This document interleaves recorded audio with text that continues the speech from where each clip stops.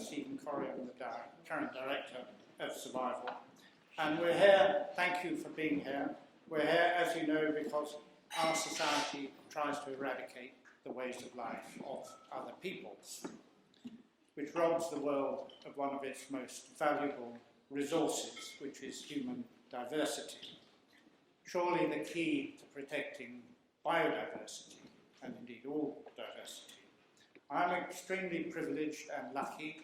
When I just turned 19, I discovered a vocation, which I'm still able to do, which is to try to stand in the way of us committing these terrible crimes. We've had clearly hundreds of thousands of supporters over the years, and I'm going to mention very, very few by name. There have been donors, obviously activists, trustees, staff, volunteers, and not least tribal people themselves. But we're very lucky after 50 years to have two of our original founding members here with us today. One is Robin Hamilton-Tennyson, who will speak to us a bit later, and the other is John Hemming, if he's still he's over there. I'd also like to remember three people who are no longer with us, but without whom Survival wouldn't exist, and certainly wouldn't be in the form it is now. The first is Norman Lewis, the writer who wrote the original article in the Sunday Times magazine in 1969.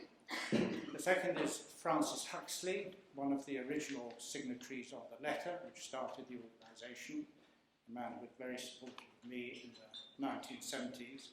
And the third is Virginia Luling, an indefatigable Africa campaigner who's had many claims to notoriety, not least because she would think nothing of interviewing Somali warlords. She was an expert on Somalia, and by simply going up to them behind their machine guns and inviting them to a nice cup of tea. And that worked several times.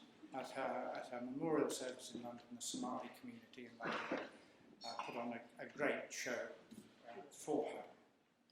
And something I've never actually done before in the context of Survival, I would like to thank Jenny, my wife, wherever she is, without whom Survival would not have survived, as only I know, certainly not have survived in the form it's in now. Now, here we are in the Order of St. John's, religious fighters battling for the occupation of the Holy Land. So what possible link can there be with Survival International, apart from the fact that our office is just around the corner? And it turns out that it's an order nearly 1,000 years old. We're 50, they're 1,000. But they started life as hospitallers caring for the sick and of any religion and without requiring any payment. And I thought, well, there must be some connection there. So as I was looking around the building last week, admiring the Caravaggio original, which is on the ground floor, don't miss it, it's a very good museum, I noticed one ticket on the labelling on the museum, which said that they had to undertake, at least in the beginning, 3 vows. And I thought, well, is there some comparison, possible comparison here with Survival International staff? And the vows were, of course, poverty, chastity, and obedience. And I thought, well, the staff scores in, I won't say how many areas of that. But before ending, I would like to give an absolute cast-iron guarantee to all those trying to destroy tribal peoples today, particularly the governments of Brazil and Colombia and India, which are all trying to row the clock back half a century.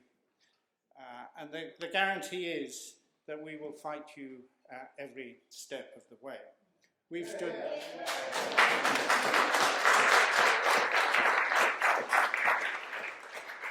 We've stood with hundreds of tribal peoples who've won, peoples who are trying to protect what they have to offer for the future of life on Earth.